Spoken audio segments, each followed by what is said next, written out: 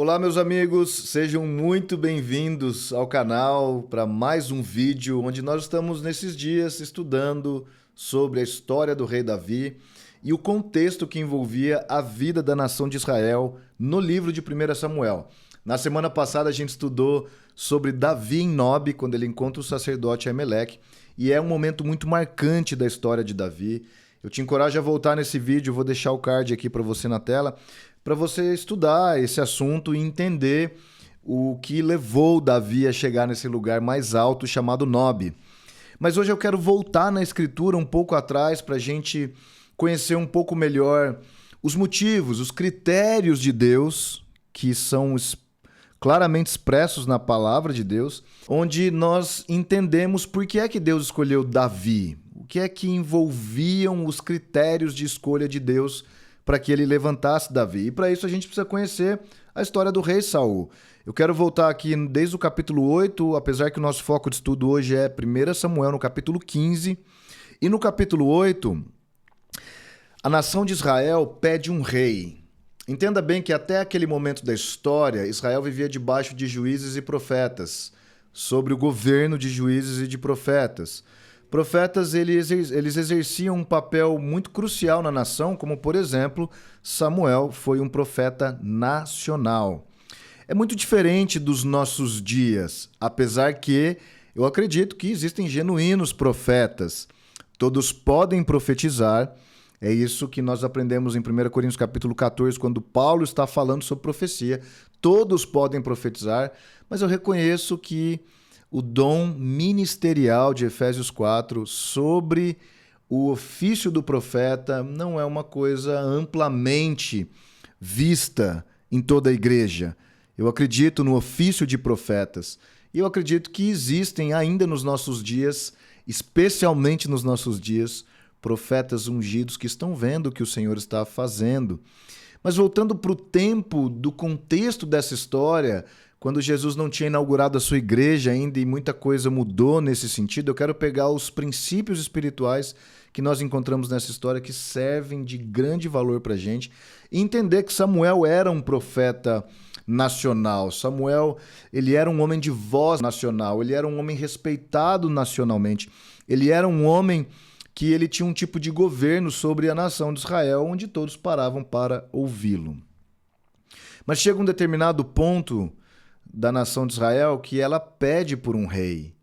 E ela diz assim, você lê isso em 1 Samuel no capítulo 8, que eles gostariam de ser como todas as nações. E aqui eu vejo já um grande problema de entendimento, um grande problema de protocolo, eu chamaria isso. Porque Israel, que era governada pelo próprio Deus, através de profetas como Samuel, mas entenda, eles não tinham um rei porque o seu rei era o próprio Jeová, era o próprio Senhor Deus. Eles pedem um rei porque gostariam de se parecer com todas as outras nações. E a voz de Deus foi muito chocante para mim. Eu jamais gostaria de ouvir essa mesma voz de Deus que ele fala a Samuel. Ele diz, Samuel, dê a eles um rei. Sim, dê a eles um rei. Porque eles não estão rejeitando a você.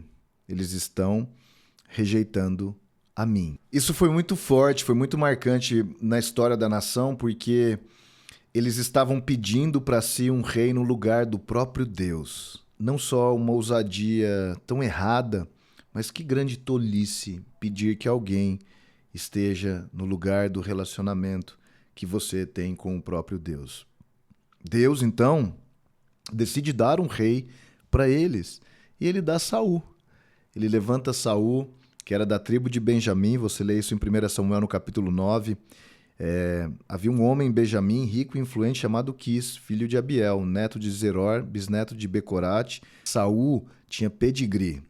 Saul tinha família influente, família rica, e ele era filho de Quis, jovem chamado Saul, jovem de boa aparência, sem igual entre os israelitas, os mais altos batiam nos seus ombros. Ele era um homem de alta estatura, ele era um homem que tinha riqueza e influência. É muito interessante a pessoa que Deus dá para a nação de Israel quando eles pedem um rei. porque ele dá aquilo que o mundo inteiro julgaria como a pessoa certa. Você percebe como os olhos naturais podem nos enganar de forma terrível, enquanto precisamos confiar nos olhos da fé, nos olhos espirituais. Eu amo quando Paulo faz uma oração em Efésios 1. Ele diz que ele pede para que a gente tenha espírito de sabedoria e de revelação, né? A oração dele ao Pai era que nós tivéssemos espírito de sabedoria e de revelação, para a gente enxergar com os olhos interiores, com os olhos da fé, aquilo que os olhos naturais não podiam enxergar. Então fica muito claro aqui que Deus levanta, inclusive de forma muito antagônica e paradoxa, um homem que tinha status na sociedade e que de alguma forma foi se perdendo ao longo dessa jornada. Se você ler bem o texto, você vai ver quais são os critérios que Deus agora apresenta para a nação à medida que eles têm um rei. Eles que tinham que pagar agora tributos a esse rei, eles tinham que dar a autoridade, ou melhor, a autonomia de governo desse rei sobre a sua casa, sua família, suas finanças e tudo que eles possuíam. Um povo que tinha total liberdade e servia apenas ao domínio soberano do Senhor e ao governo do próprio Deus, agora tinha que submeter os seus bens, a sua família e tudo que possuíam a esse rei. Eu acho que esse não é de maneira nenhuma um bom negócio. Jamais poderia ser um bom negócio e aparentemente era o que Israel queria. O que acontece ao longo dessa história do estabelecimento e a consolidação de Saul é que Saul ele já tinha um coração fora do lugar. Eu acredito que há muitas coisas que são desvios de caráter que Deus dá oportunidade para homens, para mulheres, para aqueles que se aproximam dele de serem expostos à correção do Senhor, de serem expostos a um lugar onde Deus pode alinhá-los e trazer de volta a restauração daquele caráter. Eu acredito que Saul teve oportunidades. Ele vacila muito grande em 1 Samuel no capítulo 13, quando ele oferece sacrifícios que apenas Samuel poderia oferecer como profeta. Ele assume essa posição de achar que tinha autonomia de oferecer sacrifícios e ali ele sofre uma grande reprovação do próprio Deus. Quando a gente chega no capítulo 15 de 1 Samuel, e aqui eu gostaria que você ficasse bem atento com as suas escrituras, pega a sua Bíblia, anota esses versos que são bem cruciais para a gente entender alguns princípios espirituais que gritam, que falam bem alto nas nossas vidas hoje, no tempo que a gente vive. Porque se o Velho Testamento ele foi uma sombra da substância, se ele foi uma sombra da luz que a gente consegue ver com clareza no Novo Testamento através da face do próprio Jesus, do Cristo, nós aprendemos demais com esses exemplos, histórias e o poder que esses princípios espirituais têm de transformar as nossas vidas. 1 Samuel no capítulo 15, Samuel disse o seguinte: eu sou aquele a quem o Senhor enviou para ungí-lo como rei de Israel, o povo dele. Por isso escute agora a mensagem do Senhor. Foi muito importante para Samuel reforçar a sua autoridade sobre a vida de Saul, porque Saul já tinha violado uma das instruções do profeta lá atrás, quando ele oferece sacrifícios no lugar de Samuel. E é interessante como Saul já tinha um problema com a autoridade, com sujeição, um ponto muito crítico para nós. Quando hoje vivemos no corpo de Cristo e devemos nos sujeitar uns aos outros, é isso que a palavra de Deus nos ensina, mas ainda assim reconhecer figuras de autoridade na nossa vida. Isso produz um tipo de segurança para que a gente continue tanto crescendo, quanto a gente ande num ambiente onde a gente se torna responsável, onde podemos prestar contas da nossa vida a outras pessoas, da nossa confiança, de relacionamentos que hoje são baseados em amor e jamais em autoritarismo, porque eu acredito que Jesus nunca foi autoritário na sua liderança. Ele sempre foi muito envolvente e muito cativante, ainda assim dominante. E ele deixou pra gente um modelo de liderança muito especial que a gente deve seguir. Saul tinha um problema com a autoridade. Samuel precisou reforçar, fui eu que fui enviado para ungir você e agora você precisa escutar essas palavras. E aí ele veio trazer para Saul uma informação sobre a guerra contra os amalequitas. E ele diz no verso 2 de 1 Samuel 15, castigarei, o Senhor está dizendo através de Samuel, castigarei os amalequitas pelo que fizeram a Israel atacando quando saía do Egito. Agora vão, ataquem os amalequitas e consagrem ao Senhor para a destruição tudo o que lhes pertence. Não os poupem, matem homens, mulheres, crianças recém-nascidos, bois, ovelhas, camelos e jumentos. É forte a gente ouvir essa voz de Deus tão militar nos tempos de Israel e no Velho Testamento. A gente vê isso no contexto de toda a Escritura. Era a forma de vida que as pessoas viviam naquele tempo, na história de Israel. Então, é interessante como aqui o Senhor estava dando os inimigos, os amalequitas, nas mãos do povo de Israel através do governo de Saul. Mas o que acontece é que Saul mais uma vez viola a ordem de Samuel. E o que ele faz é que ele captura vivo Agag, que era o rei dos amalequitas, e exterminou todo o povo.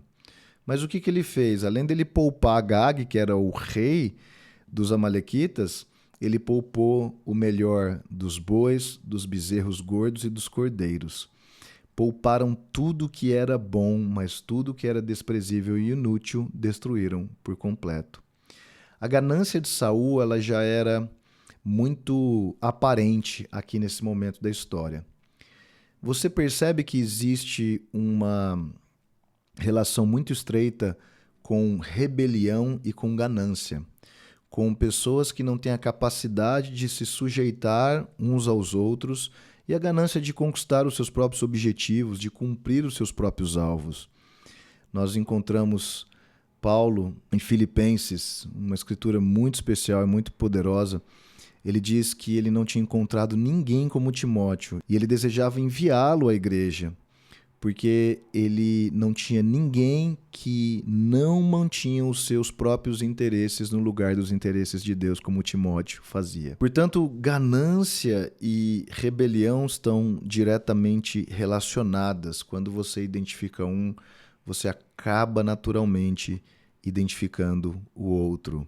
Nos versos seguintes, nós vemos o arrependimento do Senhor. É forte tratar com escrituras que diz que Deus se arrependeu de algo, como ele se arrependeu de ter colocado Saul no trono nesse momento. Como é que Deus pode tomar uma decisão, sendo soberano, sendo alfa e ômega, sabendo do princípio e do fim e ainda assim se arrepender? Eu creio que é uma linguagem de Deus para que a gente entenda bem que aquele plano, que aquilo que Deus tinha estabelecido estava prestes a mudar. Eu acho difícil entender que Deus se arrepende, como se ele não soubesse a resposta que aquela pessoa deveria ter. Mas eu gosto muito do que o Heiser, Michael Heiser, um autor cristão, diz, que a presciência não é a mesma coisa que predeterminação. Ou seja, não é porque Deus já sabia que algo ia acontecer que ele já tinha determinado que seria daquela forma. Eu acho que isso é forte por si só e nos dá vários caminhos de pensamentos onde a gente pode procurar entender melhor o que é isso, como é que Deus pode se arrepender de algo que ele já tinha determinado. Vamos pensar melhor nisso e buscar do Senhor um entendimento a mais sobre isso. A desculpa religiosa de Saul, porque ele tinha mantido as melhores partes dos amalequitas para si, os despojos bons, e guardado o rei, olha que forte, é para que ele pudesse sacrificar o Senhor. Quantas desculpas religiosas podem ser colocadas no lugar da adoração verdadeira, que vem por uma submissão e obediência verdadeira. Dificilmente nós vamos tentar negociar com Deus se estamos em submissão verdadeira. E eu estou dizendo que não tem ninguém perfeito aqui, amém? Não tem ninguém perfeito que já resolveu tudo, que já completou todos os processos e não tem falhas e erros. Eu não sou essa pessoa. mas uma coisa eu faço, eu busco, assim como você, eu creio, nós buscamos o melhor que nós podemos oferecer para o Senhor. E jamais uma desculpa, principalmente uma desculpa que tem cara de Deus, mas não tem nada a ver com Deus. Tem cara de sacrifício, de oferta, de louvor, de adoração, mas só está carregada de egoísmo e de egocentrismo, de interesses pessoais. É importante que a gente entenda essas características das Escrituras para que a gente possa oferecer para Deus aquilo que é um sacrifício agradável. Nos versos seguintes ele diz: eu obedeci ao Senhor, no verso 20 de 1 Samuel 15. Cumpri a missão que ele me designou, ou seja, ir contra os amalequitas, que foi o próprio Deus que deu os amalequitas nas mãos de Saul e do exército de Israel. Ele disse: eu trouxe Agag, o rei dos amalequitas, mas exterminei os outros. Os soldados tomaram as ovelhas e bois do despojo, o melhor do que estava consagrado para Deus, para a destruição, a fim de sacrificarem a Deus. E aqui, logo em seguida dessa fala de Saul, uma fala rebelde, uma fala insubmissa, você vê um texto que é um dos mais famosos do nosso contexto cristão, que você já ouviu provavelmente algumas dezenas de vezes. Ele diz: acaso tem o Senhor, Samuel dizendo, prazer em holocaustos e em sacrifícios, quanto em que se obedeça a sua palavra? A obediência é melhor que o sacrifício, a submissão é melhor do que a gordura de carneiros, pois a rebeldia é como o pecado da feitiçaria, a arrogância como o mal da idolatria. Assim como você rejeitou a palavra do Senhor, ele o rejeitou como rei. É muito forte isso, né? Porque essa escritura tem contexto. Nós não podemos usar a escritura só do jeito que a gente usa, dizendo que representa a vida de uma pessoa e de outra. Inclusive, nós devemos tomar muito cuidado nos nossos dias para julgar, para que a gente não seja julgado, porque com a medida que a gente julga, é a medida que nós vamos ser julgados. E eu acredito que esse princípio que Jesus nos revela no Novo Testamento está diretamente conectado com o comportamento insubmisso e rebelde que Saul teve nesse momento. Porque é que ele estava tentando oferecer para Deus algo que Deus não tinha pedido para ele? Essa é uma pergunta que eu quero deixar para você hoje. Porque é que nós muitas vezes tentamos oferecer para o Senhor algo que Ele não está nos pedindo, só porque nós acreditamos que aquilo é uma boa coisa. O que acontece com Saul é que, além dele ser rebelde, além dele não se sujeitar à autoridade, à figura de autoridade que Samuel tinha na vida dele, na nação, ele estava totalmente apegado ao amor que ele tinha pela opinião das outras pessoas. Se ele reconheceu que ele pecou, como ele reconhece nesse texto, por que ele não se converteu dos caminhos dele?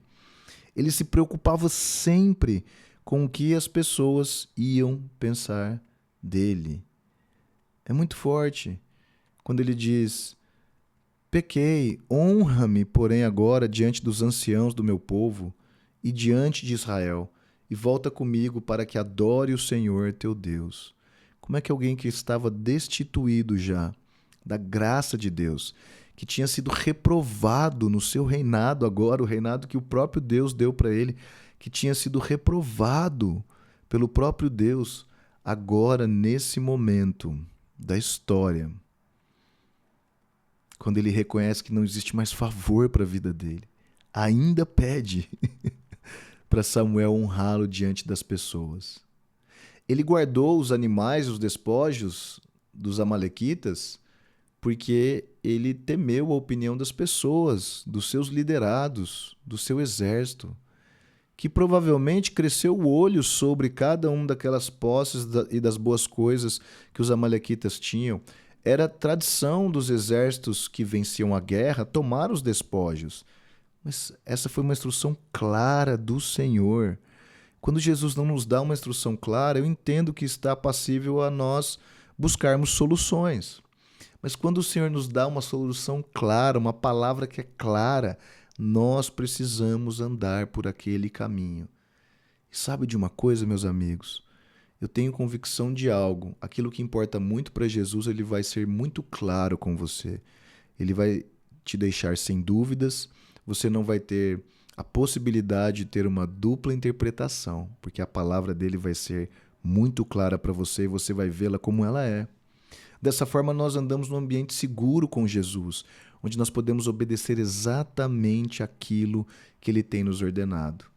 É incrível como Saul, depois de ter perdido o reinado de Israel, depois de ter sido reprovado, ainda pede para ficar bem diante das pessoas. Meu Deus! Ele precisava ser uma referência para aquele povo e naquele momento ele representava tão mal o Senhor que o Senhor precisou removê-lo do seu cargo ou da sua função. Finalmente a gente chega em 1 Samuel no capítulo 15, no verso 28, quando Samuel diz: o Senhor rasgou de você hoje o reino de Israel e o entregou a alguém que é melhor que você. Como poderia alguém ser melhor do que Saul? Segundo o padrão dos homens, o critério dos homens, o critério da sociedade, da nação de Israel, ele era da tribo de Benjamim, ele vinha de uma família rica e influente, ele era um poderoso guerreiro em Israel, com alta estatura, capaz de liderar o exército e de ganhar guerras.